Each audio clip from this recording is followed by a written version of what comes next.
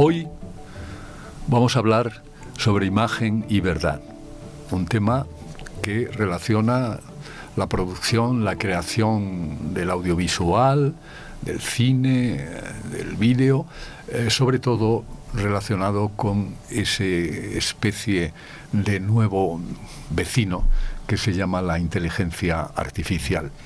Me acompañan Manuel Asín, que es el responsable del área de cine del Círculo de Bellas Artes, es también director artístico del Festival Internacional de Cine Documental de Navarra, Punto de Vista, y anteriormente fue director de distribuidora de cine, editorial de libros, DVDs y tantas cosas. También ha producido ciclos, filmotecas, festivales, instituciones artísticas, como la Filmoteca Española, el Museo Reina Sofía, el Instituto Moreira Salles, Festival de Cine Europeo de Sevilla, Tabacalera, etcétera, etcétera. Ha publicado en revistas nacionales e internacionales, tales como Traffic, la mítica Cahiers de Cinéma, y Caimán, Cuadernos de Cine.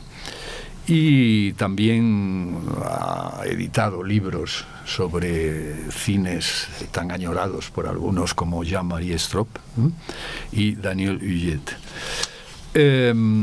Incluso sobre Guy Debord, el cine acabado, el cine ha muerto, y ahora vamos a hablar. También me acompaña Daniel Pitarch, que es doctor en comunicación audiovisual de la Universidad de Girona, investigador, cineasta y miembro del colectivo artístico Estampa, cosa que hemos podido leer, textos suyos, incluso este libro de Jorge Carrión, en la que está escrito en colaboración con el propio grupo de investigación vuestro. Ha sido alguien que ha trabajado en proyectos acerca de las tecnologías de la inteligencia artificial y que ha sido presentado en ámbitos académicos como la UniArts Helsinki o la UNAM de México, y en contactos de divulgación como la CCB Lab, artísticos, ADES, o para editoriales como Caja Negra, en la que además tiene una producción, digo la editorial, importante, como los textos de Yuc Hui o los textos de Jorge Carrión con Estampa, y tantos aportaciones precisamente a este mundo que nos vuelve a una cierta división entre apocalípticos e integrados. Un texto que publicó Daniel Estampa en el blog del CCB, y que estaba en el marco de la exposición, donde dices cosas interesantes que después comentaremos sobre esa relación. Y por último, pero no la última, Gala Hernández, cineasta, investigadora, que recurre a métodos interdisciplinares para la producción de películas de ensayo, videoinstalaciones, performance, sobre las nuevas formas de subjetivación producidas de manera específica para aquello que podríamos llamar computacionismo digital capitalista. Wow. Yo creo que seguramente es una mala definición, pero sí podría entenderse en eso. Codirige el colectivo de investigación y creación After Social Network, y que en el 24, en este año, precisamente recibiste el premio César de la Academia de Artes y Técnicas del Cine de Francia al mejor corto documental por tu película La mecánica de los fluidos, película que se puede ver el que quiera en las redes, evidentemente, y que las obras cinematográficas, tus obras cinematográficas, se han exhibido en festivales y certámenes, Leipzig, Cinéma de Israel, Punto de Vista, en Lisboa, el Festival de Cortometraje Clermont-Ferrand, y que en la actualidad eres artista residente, por tanto becada, en la Académie de France a Madrid, es decir, en la Casa de Velázquez. Bienvenida, Gala. Gracias.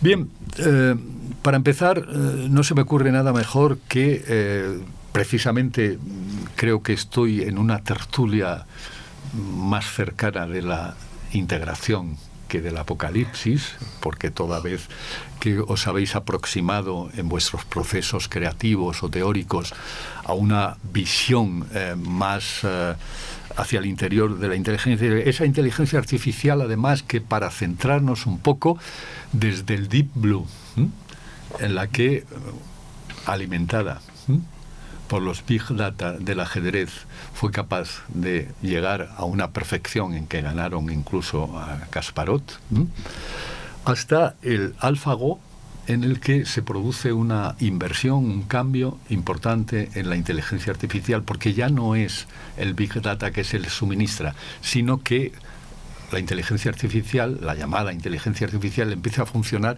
en el sentido de prueba y error. Es decir, se retroalimenta a sí misma a partir de generar una especie de experiencia interna. Esto ya genera de aquí a llegar al ChatGPT o incluso al DALL-E, ese homenaje a Dalí del programa, o incluso a la aplicación, es decir, el suministrador, la mano humana parece desaparecer del proceso creativo y a partir de ahí el científico queda, el que decide cómo estructurar ese mundo de relaciones, porque esto yo creo que es importante para entender esta especie de antimonia entre imagen y verdad que cuestiona la inteligencia artificial, algo que era incluso en los principios cinematográficos, recordemos el cine de Siga-Bertot, que hablaba del ojo verdad, y que realmente hoy en día es una antítesis y que no se puede asegurar esa íntima relación entre lo real y la imagen, sino que entramos en otro mundo.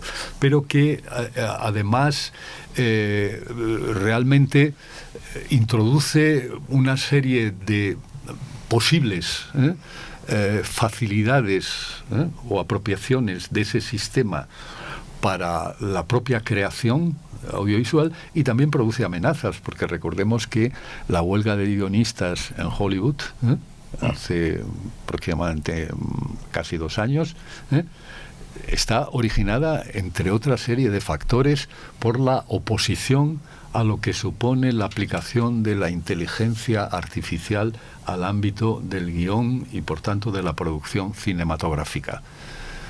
Yo solo haría una última reflexión.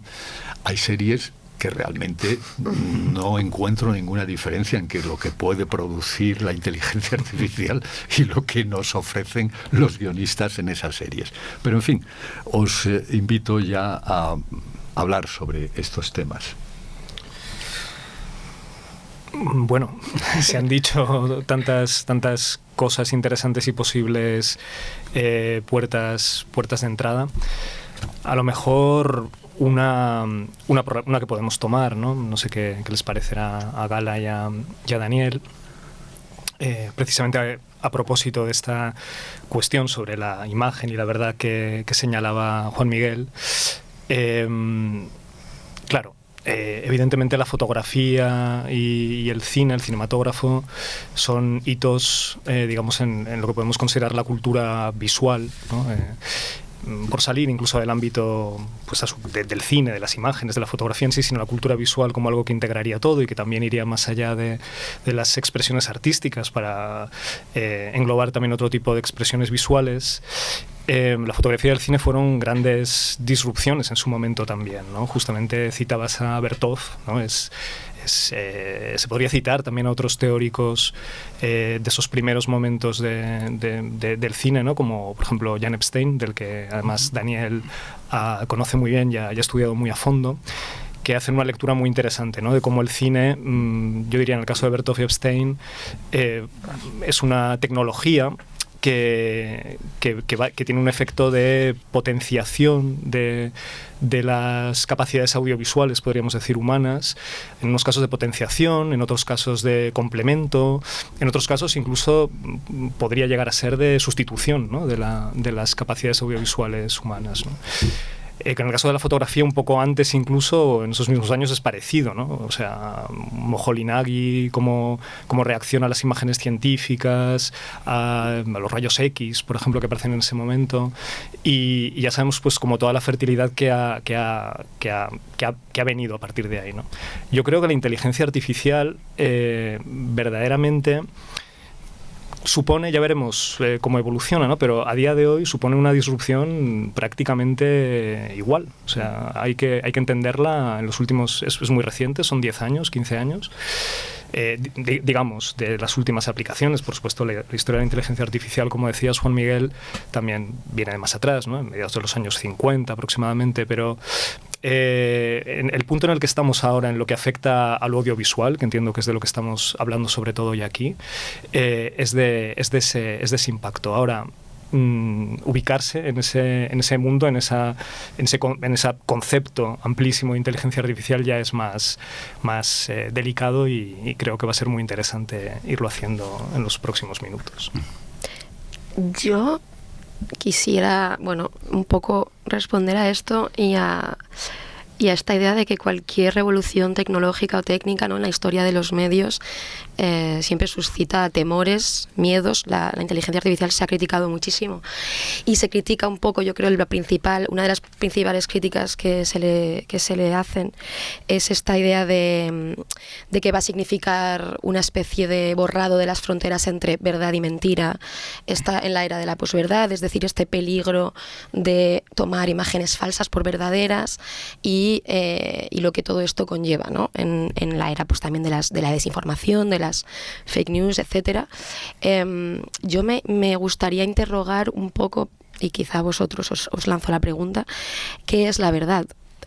Cuando decimos imagen y verdad, tenía que apuntado, que me he traído notitas, que, por ejemplo, Baudelaire, cuando se inventó la fotografía, la criticaba muchísimo precisamente porque decía que era un ataque al genio artístico de los pintores y decía que tenía tendencia a invadir el reino de lo imaginario, de todo lo que vale solo porque el hombre le añade su alma. Ahí hay una verdad también, que digamos, Baudelaire está diciendo, hay una verdad humana en el genio del pintor que con el ojo mecánico de la cámara fotográfica viene a pervertir o a borrar. Yo me pregunto, estas críticas que se le hacen a la inteligencia artificial, que se le hiperrealista, ¿no?, esta cosa de que intenta imitar el realismo fotográfico hasta el punto de la indistinción, realmente hay que diferenciar entre realismo y verdad, ¿no? Yo creo que eso no es tan importante, Gala, sobre todo porque, fíjate, no solo fue Baudelaire, fue la Iglesia la que en el principio de la fotografía alertó sobre lo que suponía precisamente introducir ese mecanismo artificial en la representación de la imagen. La verdad, yo siempre recuerdo aquella frase de Nietzsche, que la mentira es más verdad a veces que la verdad. Por lo tanto, estoy de acuerdo contigo, creo que estoy de acuerdo en que el término de verdad es un término que incluso si nos aproximamos a él desde el punto de vista de la filosofía, recordemos el texto de Heidegger sobre el concepto de verdad, la letilla, ese desvelamiento que se refiere a lo existencial. Y lo existencial y la abstracción de la inteligencia artificial sí que creo que ahí sí que hay realmente problemas. ¿No, Daniel? Sí, yo creo, varias cosas creo que son muy interesantes. Por un lado, esta comparación con el inicio de la fotografía, yo creo que siempre es muy interesante en relación a esto de la inteligencia artificial, porque hay muchos temas que aparecen igual, ¿no? Este miedo como de la máquina, y aparte temas, yo creo que esto es muy interesante siempre en historia, que es, cosas que pasan ahí y cosas que hoy vemos que pasan ahí, ¿no? Digamos, entonces hay cosas ahí en el origen de la fotografía que hoy podríamos describir, por ejemplo, como quien tiene la agencia ahí, ¿no? Porque la cosa precisamente es que hay un aparato haciendo una cosa que se supone que hacían las personas, ¿no? Entonces hoy en día también no tenemos ningún tipo de problema con la fotografía. La fotografía evidentemente tiene toda la tradición del siglo XX con todo lo que ha, ¿no?, conquistado en instituciones artísticas, lo que sea. Entonces ahí no hay ninguna disputa acerca de que hay ya no tanto autoría sino como intervención humana, ¿no? Porque también eso nos interesa mucho a nosotros remarcarlo siempre, que estas tecnologías no son autónomas, estas tecnologías dependen evidentemente de la participación humana, como todo, por otro lado. Entonces, que se tengan que aclarar cosas tan básicas es una especie de derrota, ¿no? Digamos, en cierta manera, ¿no? Pero hay que aclararlas. Y entonces la autoría también, o sea, en el sentido de que eso implica siempre una responsabilidad también. Por eso es lo que queremos remarcar la intervención humana, ¿no? Digamos, siempre se ha de poder discutir el uso de estas imágenes y el uso de cualquiera de estas tecnologías.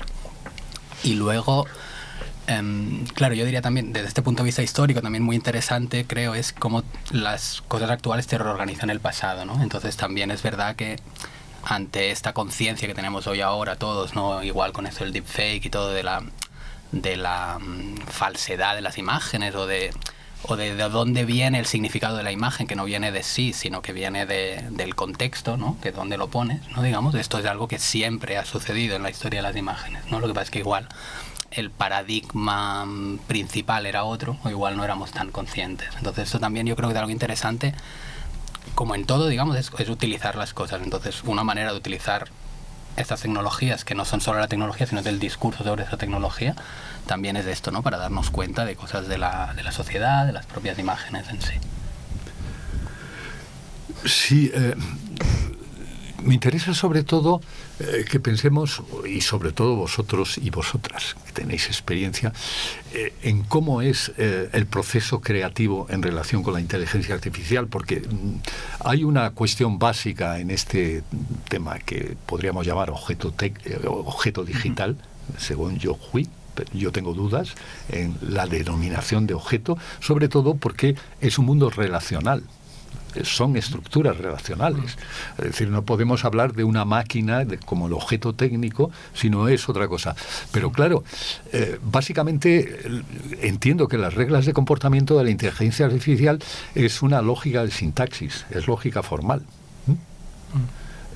El proceso creativo está precisamente en la introducción o la previsión de significado a esa sintaxis formal que no entiende en sí misma el por qué relaciona esas órdenes.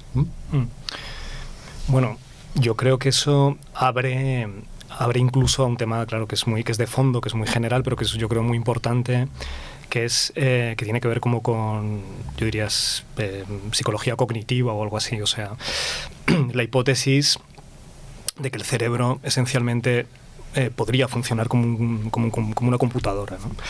Que es como, bueno, un poco la teoría de base de la psicología cognitiva, que ha dado y sigue dando pues frutos muy importantes, pero que no deja de ser una hipótesis pues bastante sorprendente, ¿no? Porque, digamos, a partir de una máquina construida por los sapiens hacemos una deducción de que es el cerebro de los sapiens, que por otro lado es probablemente la estructura peor conocida en el universo, ¿no? Porque a día de hoy yo creo que sigue siendo la estructura peor conocida del cerebro. O sea, tenemos, en fin, ya se sabe, ¿no? Todas las teorías sobre el cerebro son de lo que los científicos suelen llamar de caja negra, ¿no? O sea, no hay manera de acceder a eso, mientras que las computadoras, hasta donde yo sé, son estructuras de caja transparente, de hecho, ni siquiera translúcida, y entendemos cómo funcionan. Entonces, Pero las redes neuronales sí, que no son asimilables. Claro, sí, efectivamente, esa es y de esto seguramente vosotros podréis dar datos muy concretos. Evidentemente es un proceso muy interesante en el que las computadoras también se empiezan a utilizar ese lenguaje de las redes neuronales para de alguna manera acercarse, ¿no? al cerebro. Pero bueno, es un vaivén que no sabemos todavía a dónde nos conduce. Pero bueno, es simplemente reparar un poco en eso, ¿no? Como es decir, cuando un avión puede no ser un buen modelo para estudiar el vuelo de las aves, por ejemplo, ¿no? Sin embargo, cuando se empezaron a construir aviones, los primeros intentos fueron pues aparatos, máquinas que movían las alas, ¿no? Hay como esa paradoja que yo creo que todavía está sobre la mesa, aunque es cierto que la imitación de redes neuronales digitales es algo que abre otros caminos, ¿no?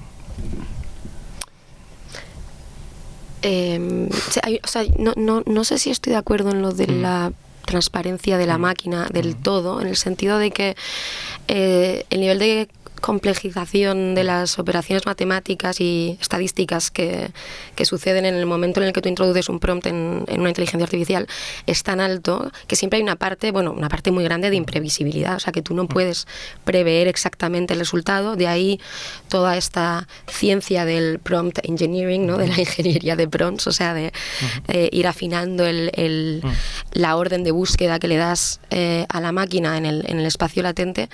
Y yo creo que ahí, para igual reconectar con la pregunta de los usos artísticos, dónde está la creatividad ahí, lo que a mí me parece interesante muchas veces no es tanto el uso que hace la gente común, digamos, de estas máquinas, que es pues imaginar, tener una imagen en mente, ¿no?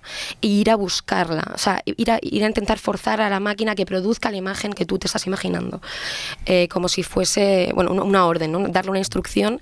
Y yo creo que a mí me interesa más la idea de explorar el espacio latente como una especie de espacio de posibilidades en el cual tú no vas a buscar una imagen concreta que tienes en mente, sino que te dejas sorprender por lo que la máquina te puede ir proponiendo, ¿no?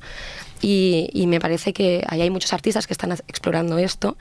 Y luego, por otro lado, lo que hacéis vosotros también muy bien en Taller Estampa, que es pues usos críticos, ¿no? de la tecnología, es decir, desde la propia máquina y desde el propio dispositivo, pues intentar criticar los límites o buscar los límites materiales, culturales, en fin, de todo tipo, ¿no? De la tecnología, para no caer en esa especie de fascinación tecnofetichista que a veces, bueno... Sí, yo creo que has dicho también una palabra clave, como todo esto son metáforas, ¿no? O sea, siempre estamos hablando con metáforas de esto, entonces es muy importante la palabra estadística, porque realmente estas redes funcionan por procesos estadísticos, complejos, pero estadísticos. Entonces, cuando decimos estadística ya, ¿no? Nos parece que nos la sitúa en un espacio de la cabeza distinto que si estamos hablando con esta palabra tan mala, digamos, ¿no? Que sería como inteligencia artificial, ¿no? Son procesos de imitación, son procesos estadísticos. Y como todo, o sea, yo creo que es muy interesante como lo explica Gala, y que lo interesante es desde el punto, o sea, desde la creación, una posibilidad de trabajar con esto es controlar el proceso, digamos, entonces, y crear un proceso también. O sea, lo interesante de estas herramientas al final es, puedes crear pequeños experimentos, un proceso controlado donde intentar sorprenderte. Y aquí también seguramente hay una diferencia entre el desarrollo que está teniendo ahora, ¿no?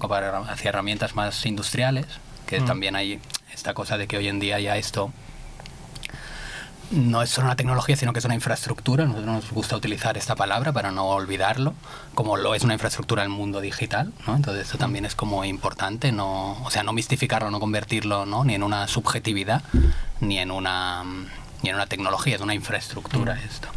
Entonces sí que hay quizá una diferencia, ¿no? Entre las herramientas industriales, que aparte tienen como esta intención de abarcarlo un poco todo, ¿no? Es como esto de ChatGPT, y así está como entrenado con todo Internet, ¿no? Digamos, entonces en tanto es estadístico, pues que te sale como la media de Internet, ¿no? Digamos. Esto también puede ser interesante porque también al final es como una especie de espejo deformante, ¿no? Una parodia de nuestro mundo, ¿no? O sea, estas herramientas al final, en tanto te reproducen algo, es un poco esto. Pero controlar el proceso yo creo que es algo muy interesante y que va con un trabajo un poco más artesanal de estas tecnologías y no tanto infraestructural. Es importante esto, porque habéis coincidido, tanto Gala como tú, Daniel, en un tema que es sorprenderte. Por tanto, cuando hablas de infraestructura, es la puesta en marcha de un proceso en el que no tienes un objetivo claro final, sino que le dejas un poco que sea la propia máquina. Sobre esto hay experiencias artísticas como el famoso seminario de generación de formas plásticas automáticas, en que una serie de artistas, la Universidad Complutense de Madrid, trabajaron en el centro de cálculo en los años 60, hace ya muy lejano, y que de alguna forma, digamos, ofrecían unos órdenes, no era el nivel computacional que tenemos hoy en día, pero que de alguna manera introducían el mecanismo, y que tiene que ver, yo creo que un poco, sobre todo con el proceso que hemos hablado de la historia de la fotografía y del cine, etcétera. Pensemos lo que supone desde la fotografía meramente descriptiva hasta las experiencias de un Moholy-Nagy, que antes ha sido mencionado y tal, en el que estoy seguro que Moholy-Nagy, aquí tuvimos una gran exposición sobre la obra, se sorprendía también de aquellas relaciones de luz, de vibración, sobre el agua, las imágenes del puerto de Marsella, etcétera, que las estructuras diagonales que introducía. Es decir, había una oferta de operatividad o un control de la operatividad, pero después el proceso era sorprendente, como a veces sucede cuando uno está filmando una escena en la que tiene un encuadre previsto, un storyboard, etcétera, y que de pronto, por una introducción de una luz o una cuestión de estas, la imagen también te sorprende. No tiene esto que ver con el cadáver exquisito también de los surrealistas. No sé, me parece interesante que siguierais profundizando en este tema de la sorpresa en el proceso de puesta en marcha de la infraestructura. Dale. Vale. Sí, a nosotros nos encanta esto, o sea, aparte también implica una cosa para el discurso sobre estas herramientas, porque como dice Gala, o sea, nos interesa mucho intervenir en el discurso de estas herramientas, ¿no? O sea, ya la primera proposición aquí es entender que la tecnología no es lo que nos creemos que es solo lo técnico, sino es cómo se habla de ello. Y entonces la primera cosa que sale aquí también es que es una cuestión de como de resonancia, ¿no? Nos sale esta metáfora también, como al trabajar con cualquier aparato técnico, ¿no? O sea, los fotógrafos, los cineastas, ¿no? Se trata de esto, ¿no? De que ves a través de aquello y aquello te genera una sorpresa, pero por tanto también hay una interacción, hay una resonancia, o sea, nunca es el aparato solo. Entonces, como con estas herramientas nos quieren vender tanto, que es una cosa autónoma, ¿no? Es muy importante remarcar esto. Y para nosotros es controlar el proceso realmente. Entonces, estas herramientas, no, o sea, por decirlo muy rápido, ¿no? Hay la red neuronal, que es lo que se puede entrenar, hay los datos que se le dan para entrenar, lo que sería el dataset, y entonces hay el modelo, que es la red que ha estado entrenada con aquello que sabe imitar algo, ¿no? Entonces, ahí, pues yo qué sé, en los últimos proyectos que has mencionado ahora, lo entrenamos con todas las conferencias que se habían dado en el Centro de Cultura Contemporánea de Barcelona, ¿no? Entonces lo interesante ahí un poco era cómo imitaba el estilo de la conferencia, ¿no? Y entonces a veces también cómo lo podía llevar, o sea, cómo pueden aparecer como sorpresas a veces que no son tampoco propositivas, o sea, que no es que la herramienta llegue a una conclusión de decir esto es nuevo, ¿no? Sino que pueden aparecer, por lo que sea, cosas que pueden ser un poco inesperadas. Una cosa que nos gustaba mucho en este experimento, por ejemplo, es que de golpe nos aparecían enumeraciones de una página entera, ¿no? Entonces empezaba a enumerar cosas una tras otra de manera muy, muy loca, algo que no nos atreveríamos nunca a escribir, pero que nos encantaba leer, y entonces, ¿no? De golpe ahí hay como una cosa nueva, pero que también viene de la resonancia. Eso no es el dominio de la lógica formal sobre la sintaxis, sobre el contenido. En parte nos parece muy interesante la enumeración, porque como estas herramientas son estadísticas, tiene lógica que se encallen o te da como esa ilusión, ¿no? De casi de lógica. Pero esto es como una alucinación, ¿no? Que tuvo ahí. No, porque se llaman alucinaciones los errores o los... Sí, no sé cómo es como llamarlo, algo que pero... producía a veces y que a nosotros nos parece interesante. O sea, digamos, no sé, lo explicaríamos como que la fricción entre nosotros y la herramienta, eso es algo que nos parece interesante y que por tanto rescatamos, ¿no? Digamos, y podría ser alucinación, podría ser... Y tiene el componente reflexivo también. No podríamos decir, en cierto modo, que esa lógica formal abstracta de la máquina en el código de lenguaje, digamos, pero de significante, no de significado, de alguna manera libera de la tiranía. Yo recuerdo una frase siempre sobre el dibujo de Haidá y otra serie de autores y tal, que dice: la mano hay que liberarla de la tiranía del ojo. Aquí no estamos liberando precisamente de la tiranía del significado, y en el proceso creativo hay un sistema de apertura. Ahí hay un peligro, yo creo también, digamos, en cómo están construidos, ya no este tipo, me refiero a las herramientas de tipo industrial como Midjourney, DALL-E, etcétera, en cómo construyen el dataset para entrenar al modelo, que es etiquetando, bueno, con palabras, o sea, poniendo en relación palabra y imagen, ¿no? Lenguaje e imagen. Y ahí hay muchísimas cuestiones, yo creo, que se abren, que es, bueno, la relación entre lenguaje e imagen de base, es decir, ¿se puede una imagen reducir a lenguajes? ¿Todo es describible en lenguaje verbal natural o no? Porque obviamente hay muchísimas dimensiones en la imagen estéticas y sensibles que se pierden, que es difícil de, ¿no? Y luego la aleatoriedad con la que a veces se realizan esos etiquetados, de que, bueno, hay un artículo muy famoso que se llama Excavating AI, que tú seguramente lo conozcas, de un artista, Trevor Paglen, americano, y Kate Crawford, que es una investigadora australiana, Siena, que tienen un artículo en el que precisamente van a buscar las etiquetas de ImageNet, que es una de las principales bases de datos de imágenes que se han utilizado para entrenar estos modelos, y ven pues cómo de pronto aparece un tipo comiéndose un bocadillo y la etiqueta es egoísta, ¿no? Y cómo, es decir, ¿quién ha decidido, no? O sea, ¿quién ha decidido que esa persona es egoísta? ¿Qué significa eso? En fin, que toda esa relación entre imagen y lenguaje creo que por un lado es muy interesante y por otro lado es muy reductora, en un sentido de que la imagen, siempre hay un reducto de la imagen que, bueno, en el cine es eso, ¿no? Es claro. Que no se puede describir con palabras. Sí, siempre hay esas tensiones. Me estaba acordando de un momento, pero no recuerdo si es Sancho o si es Quijote, pero en el Quijote hay un momento muy, muy divertido que habla de ese pintor que era tan malo que pintaba un gallo y debajo tenía que poner "este es gallo", ¿no? Entonces, es verdad, el fondo un poco del dataset. Tú has puesto un ejemplo mejor, ¿no? Porque no es un ejemplo evidente o redundante, digamos, o en apariencia redundante, porque a lo mejor es más redundante decir egoísta, o es, no sé, hay otro tipo de... Sí, no sé, yo igual por irnos un rato de excursión a un lado menos integrado, estaba también pensando en otra metáfora que tiene que ver con todas estas cuestiones de que al final es como de, bueno, el azar y lo azaroso y lo necesario, digamos, esa tensión un poco importante, que es... algo que está también un poco de fondo al propio mundo digital, ¿no? Que es el hecho de que todo este mundo de imágenes tiene que pasar como por un filtro, en el caso de lo digital, por un filtro previo, digamos, que es la rejilla, ¿no?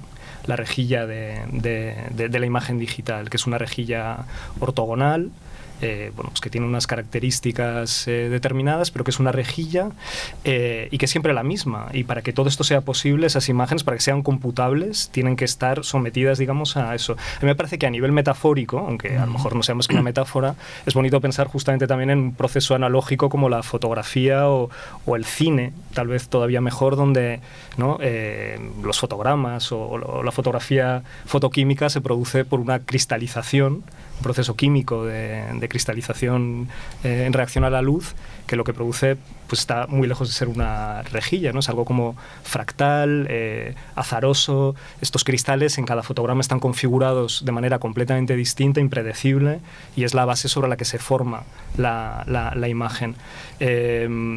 Creo que sí, si damos tanta importancia a lo azaroso en el arte, o a esa sorpresa, estaría bien preguntarse por qué, pero tal vez, un poco como creo que señalaba Juan Miguel, es cierto que hay como que forzar mucho para sacar de sus casillas o de su rejilla, digamos, a la imagen digital, ¿no? O sea, que es algo como que está especialmente, parece algo también como, no sé si especialmente diseñado, o que en todo caso se utiliza de manera predominante como una forma de clasificación, digamos, ¿no?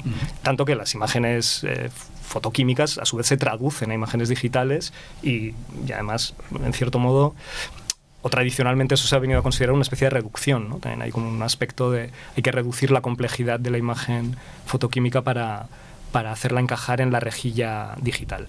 Estoy haciendo de abogado del diablo para que... Pero en realidad, esto quizás es una pregunta que para ti. En realidad, en el espacio latente, las imágenes del dataset y las etiquetas textuales que van asociadas a las imágenes del dataset ni siquiera están presentes como imagen, están presentes como vectores, o sea, como operaciones matemáticas, como vectores.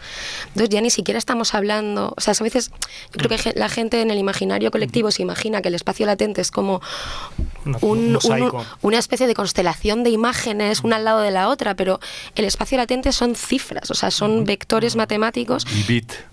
O sea, claro, ni siquiera se podría ya hablar ahí de píxel. Lo que vemos luego en la imagen producida sí que es una visualización, ¿no? de esas operaciones matemáticas, estadísticas y probabilísticas, ¿no? Pero que es interesante también cómo la inteligencia artificial quizá cuestiona incluso la ontología propia de la imagen. Es decir, podemos hablar de imágenes, vosotros os hacéis esas preguntas o tenéis una propuesta de quizá llamarles otra cosa que no son imágenes o objetos digitales. Claro, yo creo que hay una manera muy pragmática de referirse a estas cosas. Yo recuerdo ahora, no recuerdo exactamente la cita, pero Joanna Zilinska, la filósofa, y en uno de sus últimos libros dice, bueno, yo le llamo fotografía esto porque así nos aclaramos, o sea, ¿no? Al final la fotografía son los usos, ¿no?, que le damos, entonces un poco me da igual si venía de un negativo fotográfico o al final serán imágenes generadas, ¿no?, porque así siendo como desde el pragmatismo, ¿no?, ya nos entendemos a qué estamos refiriendo con esto, ¿no? Y luego ahí está, evidentemente hay esta cosa que nosotros los proyectos que hacemos con inteligencia artificial al final hemos hecho de generación de texto, generación de imágenes, visión por computadora, claro, de esta lógica del mundo digital que lo fagocita un poco todo, ¿no?, que aparece por todos lados, entonces porque lo reduce todo a ceros y unos, precisamente. Y volviendo también a la metáfora de la rejilla, yo creo que claro, sí que es una muy buena metáfora del mundo digital, en tanto se trata de ¿no?, enclastar todo ahí, ¿no?, digamos, y controlar también por dónde pasan las cosas. O sea, está claro que estas herramientas, ¿no?, por un lado, o sea, aparecen porque existen todas las plataformas de internet, ¿no?, gente que está amasando gran cantidad de datos y entonces por eso, ¿no?, se financian estas herramientas porque es como una ilusión de que ahí se puede sacar dinero, ¿no? Y otra cosa, se financian todas esas cosas de visión por computadora para poder controlar precisamente todo el tráfico, ¿no?, que hay en las imágenes. O sea, es como este mundo digital que está a una escala tan grande que necesitan automatizar procesos para poderlo como controlar.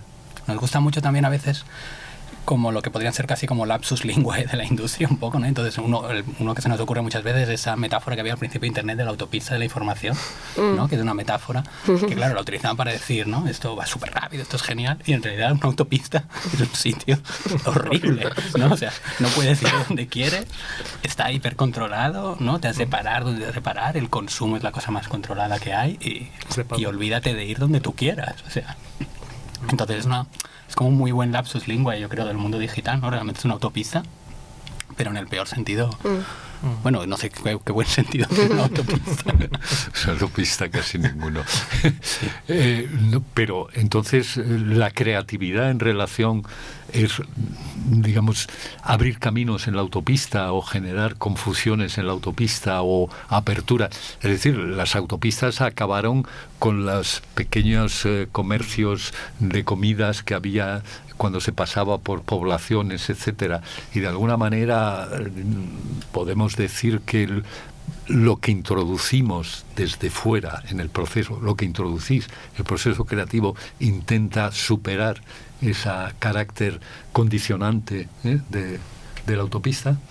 Yo creo que, bueno, aparte de, o sea, usos creativos de la inteligencia artificial generativa, que a mí me interesan personalmente, aparte de esto que hemos mencionado de explorar las alucinaciones, ¿no?, un poco los errores o esta parte que parece falsa o errónea, pero que puede tener un valor estético y ser interesante, es toda la idea también de ver cómo los datasets que utilizamos o esta memoria de Internet que está ahí almacenada se puede utilizar, hay varios ejemplos de artistas que lo utilizan como una especie de, como si la inteligencia artificial fuese un medium para despertar a esos fantasmas del pasado, pero nunca unos fantasmas que realmente existieron, sino que pudieron existir, ¿no?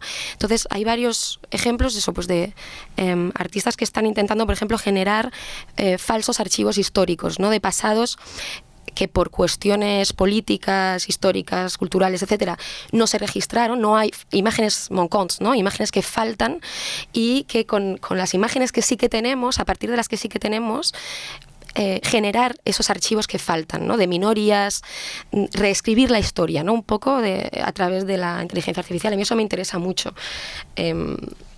Como esta idea, ¿no?, de la relación de la inteligencia artificial, que parece una herramienta del futuro, pero mirando hacia atrás, ¿no?, una herramienta que en realidad puede ayudarnos a repensar el pasado desde el presente, ¿no? Claro, yo entiendo que lo dices críticamente, ¿no?, en el sentido de que no se trata de hemos encontrado esta imagen que faltaba, sino que señalamos que falta, ¿no?, con estas herramientas de hoy, ¿no? Entonces, claro, es fascinante. Y proponemos imaginarios posibles, ¿no?, claro, que es eso, ¿no? No es lo que pasó, pero lo que podría haber pasado. Es que pienso en una persona concreta, que es un artista que se llama Saint-Boy Vrenon, en francés, que trabaja mucho la historia colonial francesa, y él está trabajando ahora mucho la producción de imágenes con Midjourney, bueno, eso a partir de con prompts muy que lleva mucho tiempo ya afinando y tal, ¿no? Genera como eso, como imaginarios de archivos de la historia colonial francesa, generando como héroes de la lucha anticolonial, ¿no? De países africanos, etcétera, que no tuvieron imagen, o que no se fotografiaron, ¿no? Y está creando una especie como de imaginario mitológico de esa lucha a través de la inteligencia artificial, que a mí me parece muy interesante. Que es el proceso inverso a la supresión, incluso en el mundo fotográfico, de determinados personajes que no interesaban, como el caso de Trotsky, desapareciendo de alguna fotografía, ¿no?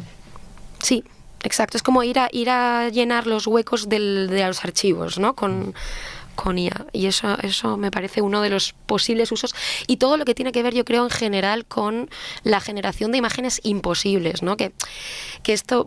Hay mucha fascinación en Internet. ¿Hay alguna imagen imposible? Sí. Por ejemplo, pues en muchos foros de estos de gente que comparte imágenes de IA, hay un subgénero que son selfies. Tú sabrás cuáles son. Sí, como los selfies de romanos, ¿no? Y de pronto pues aparecen como romanos haciéndose una selfie, posando, ¿no? Pero no es la imagen, sino el significado, lo que es imposible. Claro, el significado.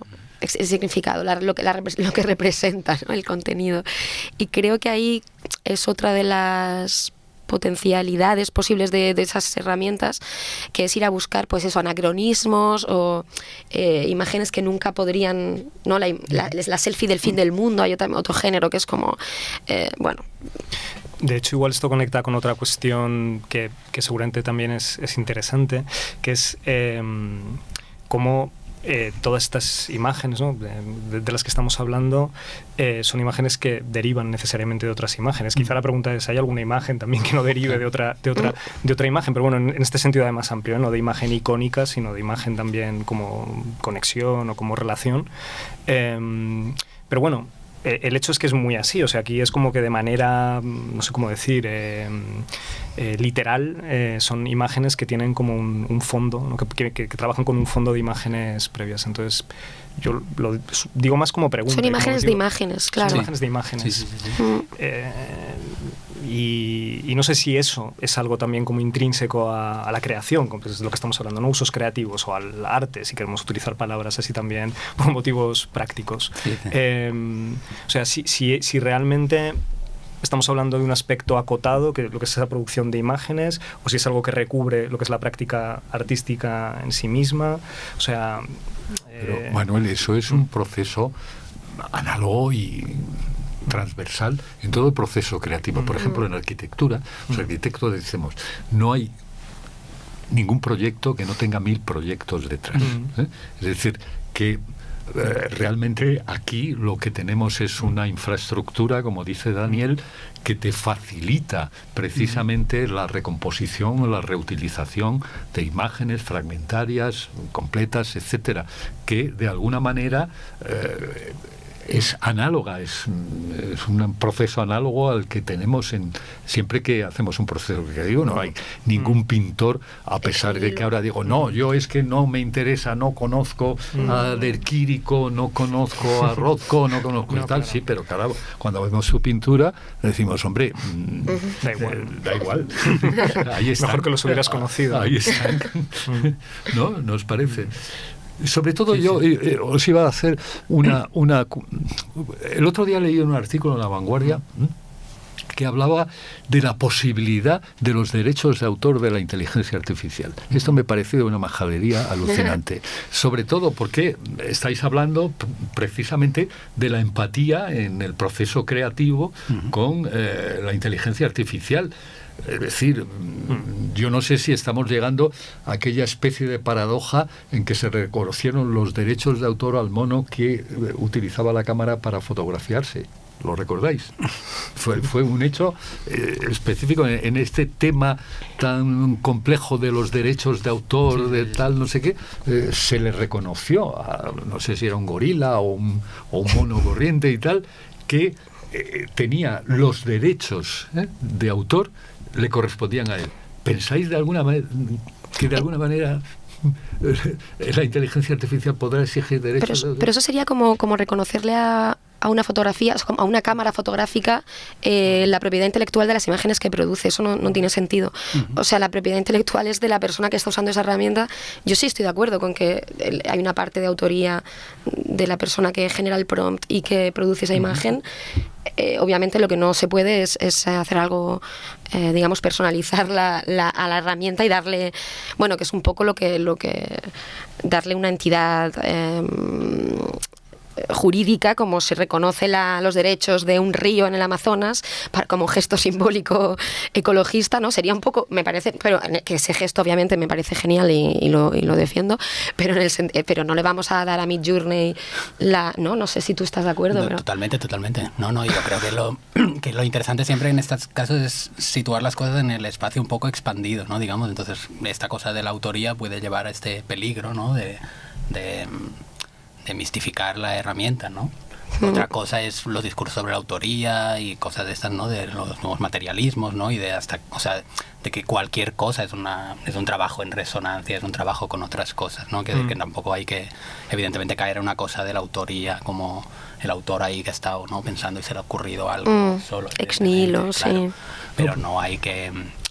Y luego la otra cosa, perdón, también hay todo este tema, evidentemente, de en tanto esto aprende de otras cosas, o sea, imita algo, ¿no? Hay lo que dice mucha gente que dice, bueno, en cierta manera esto es una expropiación de lo común, ¿no? Digamos, porque... Sí. Y todavía más cuando llegamos a este nivel de la infraestructura, porque es una expropiación porque no todo el mundo tiene el hardware para poder procesar esto. Ni el capital económico para desarrollar ese hardware, porque al final también hay empresas gigantescas detrás de estos. Por eso, ¿no? Que te pueden decir, no, pero son imágenes que están Creative Commons, pero es como, ¿no? Bueno, o si vamos al ejemplo del cine, ¿no? Es un poco como Hollywood, ¿no? Diciendo, bueno, si no tienes 100 focos, no puedes hacer una película, ¿no? O sea, la definición de una película es algo súper bien, ¿no? Iluminado con estos estándares, ¿no? Pues esto es un poco lo mismo, ¿no? Si no puedes procesar esta cantidad de datos, ya no tiene interés, ¿no? Y ya que hablamos de Hollywood, ¿cuál era el riesgo de los guionistas? La huelga, ¿por qué, no?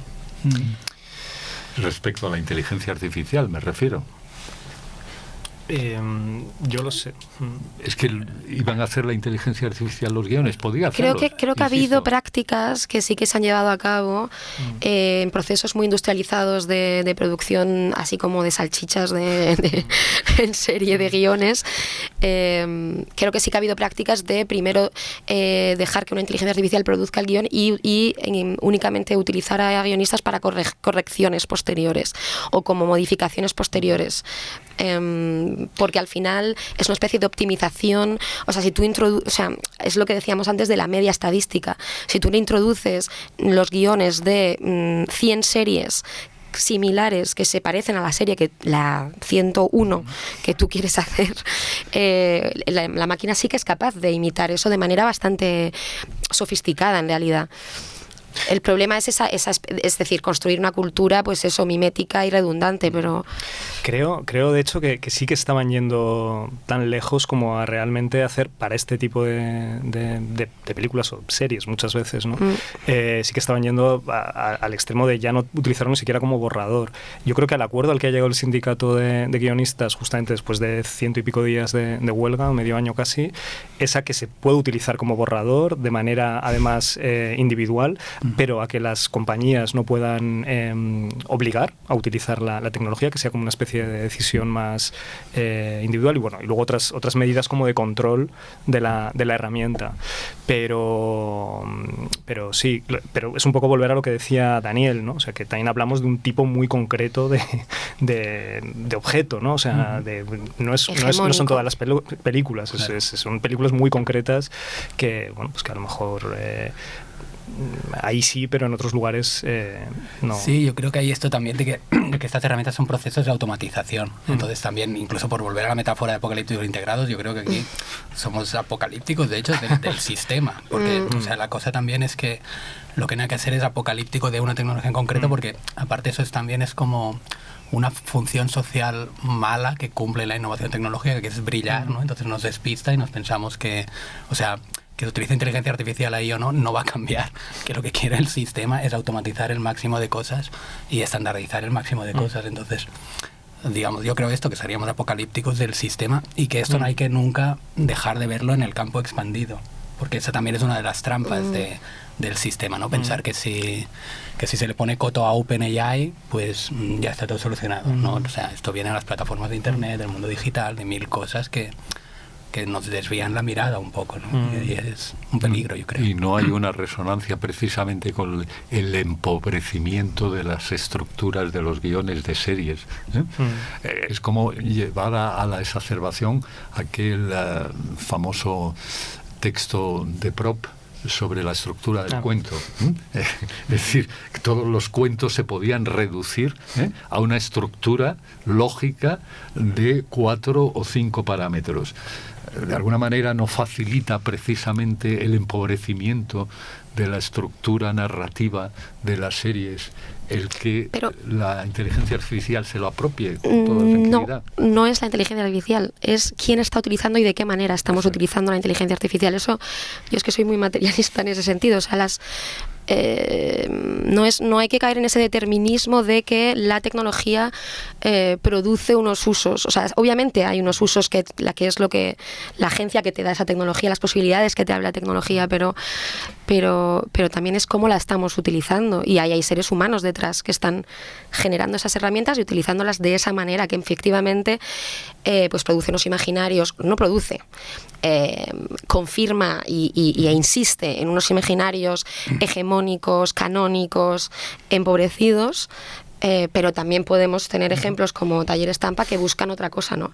Con las mismas herramientas. Entonces hay que llevar cuidado de no demonizar tampoco la herramienta. Es que no. Sí, yo creo que es lo que dices, es el uso totalmente. Cuando entras en Midjourney, ¿no? Por ejemplo, que en la web que se ven ejemplos de lo que ha generado, ¿no? O sea, decir que esto te amplía la imaginación, que puedes hacer cualquier cosa y ver los ejemplos que salen ahí, te desanima. Claro, te pones a llorar, ¿no? Digamos, aquello es como la imagen. Es que una metáfora que yo creo que es buena es que el uso normativo es banco de imágenes. Sí, exacto. O sea, esto es la metáfora del banco de imágenes. De la imagen de stock. Total. De la imagen de stock que es genérica, ¿no? Total. Mujer feliz, está claro. Entonces, el uso normativo es este. Entonces, claro, la cosa es cómo pasar a otro tipo de uso.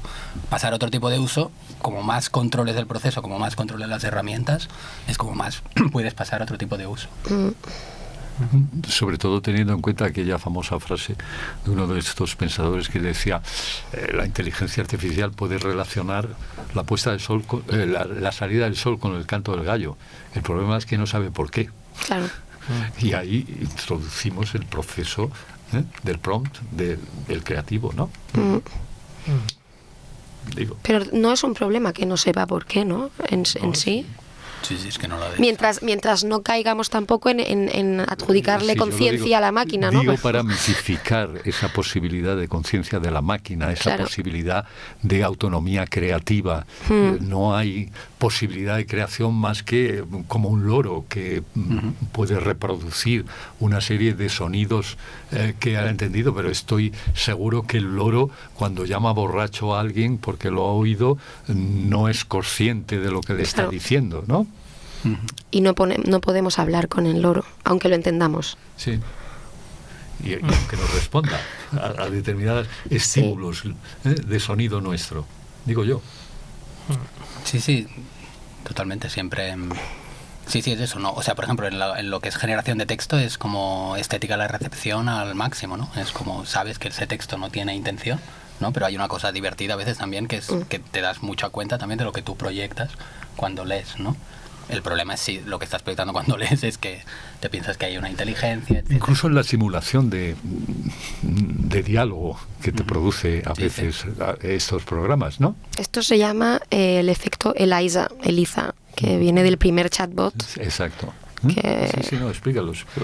No, bueno, que esa tendencia que tiene el ser humano a atribuirle a las máquinas o a la inteligencia artificial o a los chatbots en concreto atributos humanos que no tiene o capacidades que no tiene en realidad, pero por la ilusión que te dan de que sí que los tiene, porque efectivamente cuando hablas con ChatGPT es muy fuerte la ilusión de que está entendiendo perfectamente. Y yo, bueno, es una cosa muy habitual, pero de decir, hola, perdón, ¿podrías...? O sea, hablarle como a un ser humano cuando la máquina no necesita ese tipo de muletillas o ese tipo de... ¿no?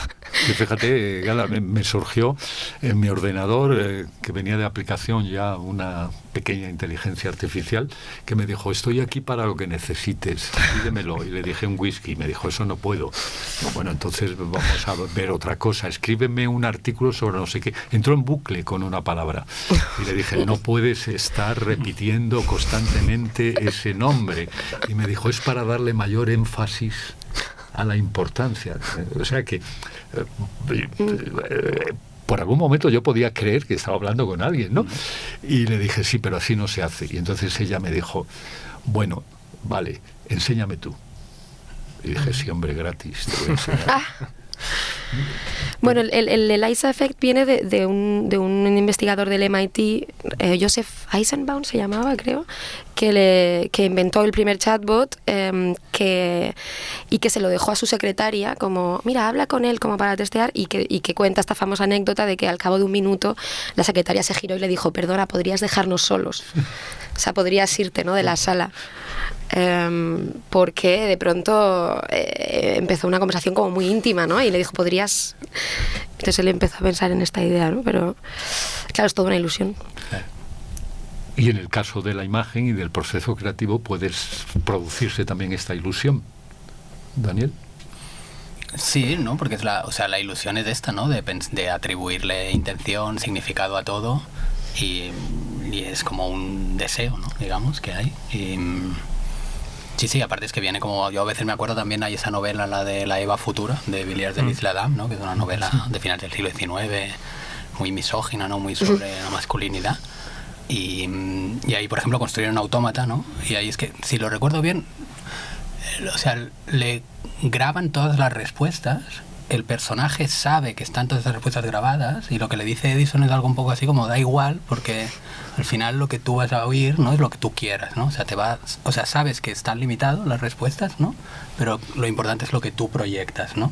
Y al fin y al cabo le está diciendo que eso, pues, es como habla con todo el mundo, ¿no? Digamos, quiere decir que estas cosas como de... Sí, un poco como conecta esto con ciertos imaginarios o ciertos deseos, o incluso también lo de Eliza, yo creo que también había algo que era como que te respondía con una pregunta, siempre, ¿no? Entonces era como... Sí, porque ni siquiera había una inteligencia artificial detrás, porque esto eran los 60, lo único que hacía era coger una palabra de tu frase y devolvértela en forma de pregunta, o decirte, o tenía frases que ya eran de guión, que estaban predeterminadas, tipo, cuéntame más, ¿por qué? O sea, te intentaba como hacer hablar a ti. O sea, seguramente en ciertos manuales de psicología debe haber la misma estrategia, ¿no? Sí. Es decir, coge una palabra y pregunta. Es que estaba basada en un psicólogo, en Carl Rogers, que es muy famoso en Estados Unidos, sí. Por eso que siempre esto, ¿no? Ver de dónde vienen las cosas, ¿no? O sea, que no están solas, ¿no? Que están conectadas con instituciones, con procesos de discurso anteriores. Muy bien, yo creo que lo que nos ha quedado más o menos claro en que también, sobre todo para el proceso creativo, ese instrumento relacional tiene una dimensión positiva, o puede tenerla. Todo depende de quién maneje. Es verdad que la inteligencia artificial en el campo de la política, la sociología, la economía, genera la idea, y además existe el riesgo de manipulación, control, no solo por las fake, sino incluso por la inversión del reduccionismo, del propio ser y del control humano. Por tanto, quiero quedarme con la idea de que el arte puede salvar a la inteligencia artificial.